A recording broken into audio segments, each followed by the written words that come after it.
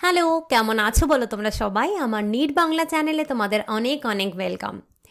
যারা রিনিট 2026 দিয়েছো এবং 2026-এর ওয়েস্ট বেঙ্গল স্টেট কাউন্সিলিংয়ের জন্য ওয়েট করে আছো, তারা এটুকু জানো যে ডমিসাইল সার্টিফিকেট ছাড়া কিন্তু তুমি স্টেট কাউন্সিলিং কোনোভাবেই করতে পারবে না। ডমিসাইল সার্টিফিকেট তোমার জন্য মাস্ট যদি তুমি ওয়েস্ট বেঙ্গলে স্টেট কাউন্সিলিং করতে চাও। তো ডমিসাইল সার্টিফিকেট অনলাইন কিভাবে করতে হয় সেটা অলরেডি আমি আমার ভিডিওতে দিয়ে দিয়েছি, আগের ভিডিওতে, সেটা একটু দেখে নিও যারা দেখোনি। কারণ তোমাকে যদি এই মুহূর্তে ডমিসাইল সার্টিফিকেট বানাতে হয় সেটা অনলাইনই তুমি বানাতে পারবে। আর অনলাইন যদি না বানাতে চাও, তাহলে তুমি যদি অফলাইন বানাতে চাও, সেক্ষেত্রে কিন্তু তোমার একটু ওয়েট করে যেতে হবে। কেন ওয়েট করে যেতে হবে, কোথা থেকে ডমিসাইল সার্টিফিকেট পাবে, সেগুলো পাওয়ার পরে কী কী ডকুমেন্টস লাগবে, কিভাবে আলটিমেটলি সার্টিফিকেট তুমি হাতে পাবে, সেই সমস্ত কিছুর ইনফো কিন্তু তোমাকে আমি এই ভিডিওয়ে দিয়ে দেবো। তার আগে বলি, তুমি যদি আমার চ্যানেলে নতুন হচ্ছ, চ্যানেলটা সাবস্ক্রাইব করে দিতে পারো। ভিডিওগুলো ভালো লাগলে লাইক কমেন্ট শেয়ার করতে ভুলো না। তোমার নিট জার্নিতে আমি কন্টিনিউয়াস তোমার পাশে থাকবো। এই ডমিসাইল সার্টিফিকেট কিন্তু তুমি যদি এমবিবিএস বা বিডিএস বা আয়ুষ বা ভেটেরিনারি যে কোনো ক্ষেত্রেই পড়াশোনা করতে যাচ্ছ, তোমার লাগবে যদি তুমি ওয়েস্ট বেঙ্গলের স্টেট কাউন্সিলিং করাও। এটা তো সবার প্রথম কথা। তাই এটা কেউ ভেবো না যে ম্যাম আমি এমবিবিএস করব, বিডিএস করব না, বা বিডিএস করব, ভেট করব না, বা আয়ুষ করব, আমার কি লাগবে? প্রত্যেকের লাগবে। তুমি যদি ওয়েস্ট বেঙ্গল স্টেট কাউন্সিলিং করতে যাও, এমবিবিএসই হোক, বিডিএসই হোক, আয়ুষই হোক, ভেটই হোক, যাই করো না কেন, ডমিসাইল সার্টিফিকেট ইজ মাস্ট। ঠিক আছে? তো আমরা স্পেসিফিক্যালি কথা বলবো আজকে অফলাইন ডমিসাইল সার্টিফিকেটের ব্যাপারে।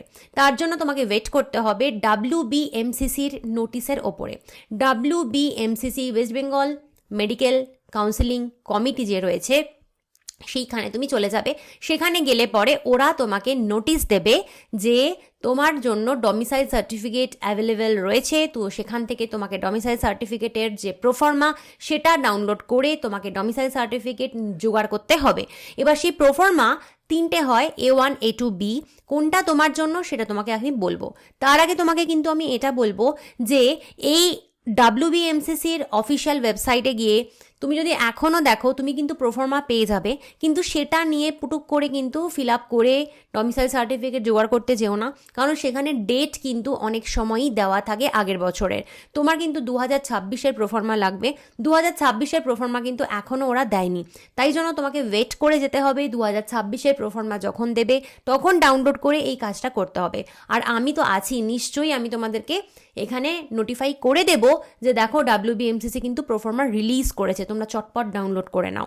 তো আপাতত তোমার প্রোফর্মা জোগাড় তুমি করতে পারবে না, কিন্তু তুমি প্রসেসটা দেখে নাও, যাতে প্রোফর্মা ওরা দিলে পরেই ডাইরেক্ট তুমি ডাউনলোড করে এগোতে পারবে। তো প্রোফর্মা A1 কাদের জন্য?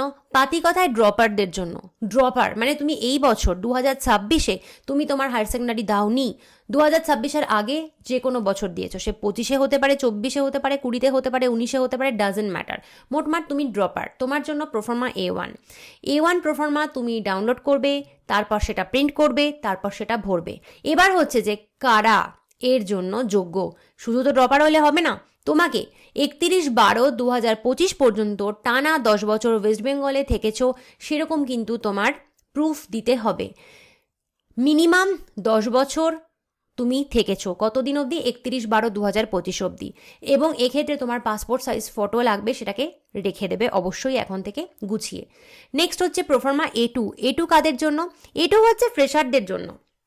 তুমি যদি 2026-এ ক্লাস 12 দিয়েছো, বোর্ড এক্সাম দিয়েছো, তাহলে তুমি A2 জোগাড় করতে পারবে।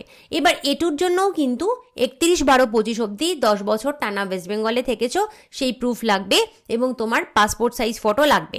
এবং A2-দের একটা খুব সুবিধা হচ্ছে, তুমি ডমিসাইল সার্টিফিকেটের জন্য যে A2 প্রোফর্মা, সেটাকে ডাউনলোড করে, সেটাকে ভরে, সেটা যদি স্কুলের হেডমাস্টার বা হেডমিস্ট্রেসের কাছে নিয়ে যাও, উনি কিন্তু তোমাকে সেখানে সই করে দেবে এবং তোমার ডমিসাইল সার্টিফিকেট রেডি হয়ে গেল।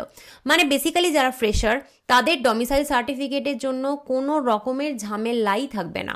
তুমি ডাইরেক্ট A2 প্রোফর্মা ডাউনলোড করো, প্রিন্ট করো, সেটাকে ফিল আপ করো, স্কুলের হেডের কাছে নিয়ে যাও, নিয়ে গিয়ে তার কাছ থেকে সাইন করিয়ে নাও। কিন্তু প্রোফর্মা A1 যারা, তারা কোথা থেকে সই করাবে সেটা আমি বলছি একটু বাদে।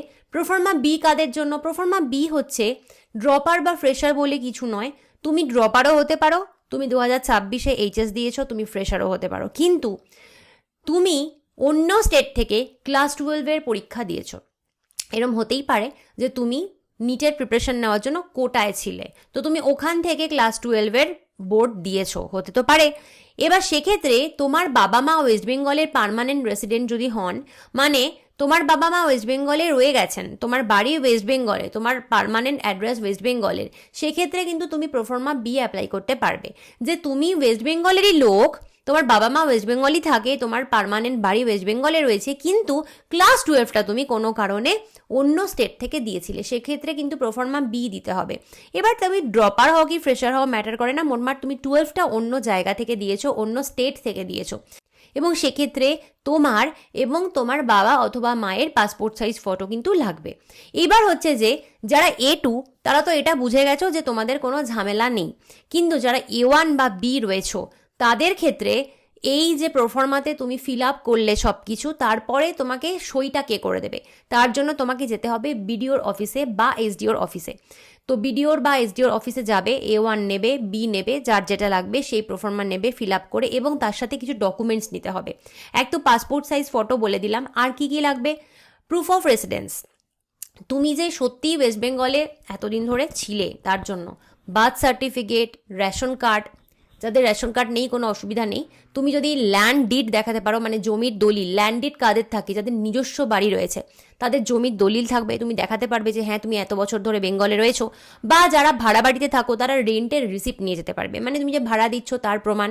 তুমি সেক্ষেত্রে তুমি যদি 10 বছরের প্রমাণ জোগাড় করতে না পারো, সেক্ষেত্রে তুমি যার বাড়িতে ভাড়া রয়েছো তার সাথে কথা বলতে পারো যে কিভাবে তুমি দেখাবে যে তুমি সত্যিই ওয়েস্ট বেঙ্গলে রয়েছো 10 বছর ধরে। বা রেসিডেন্সিয়াল সার্টিফিকেট যদি তোমার থাকে তাহলে তো কথাই নেই। তো এই প্রুফগুলো লাগবে, মোটমাট প্রুফ অফ রেসিডেন্স তোমাকে দেখাতে হবে। প্রুফ অফ রেসিডেন্স কথাটার মানে হচ্ছে এটা যে সত্যিই তুমি ওয়েস্ট বেঙ্গলের বাসিন্দা, তার জন্য এইগুলো যে কোনো একটা প্রুফ তোমাকে নিয়ে যেতে হবে। আর প্রুফ অফ আইডেন্টিটি তো সবসময় লাগে, আইডি কার্ড, তার জন্য তুমি আধার কার্ড দেখাতে পারো, পাসপোর্ট দেখাতে পারো, ড্রাইভিং লাইসেন্স দেখাতে পারো, প্যান কার্ড দেখাতে পারো, ভোটার আই কার্ড দেখাতে পারো, বা যে কোনো আই কার্ড, যে কোনো government issued photo identity card, মানে যেখানে তোমার ফটো আছে, যেটা গভর্নমেন্টের দ্বারা ইস্যু করা এবং যার ভ্যালিডিটি রয়েছে, সেরকম আই কার্ড, যে কোনো আই কার্ড তুমি নিয়ে যেতে পারো। তাহলে এই জিনিসগুলো নিয়ে আর তার সাথে তোমার পাসপোর্ট সাইজ ফটো নিয়ে চলে যাবে হচ্ছে তুমি এসডিওর অফিসে বা বিডিওর অফিসে, এবং তার সাথে অবশ্যই A1 প্রোফর্মা অথবা বি প্রোফর্মা সই করে সমস্ত ফিল আপ করে নিয়ে চলে যাবে ওখানে। ওনারা তোমাকে সই করে দিলেই তোমার ডমিসাইল সার্টিফিকেট রেডি হয়ে যাবে।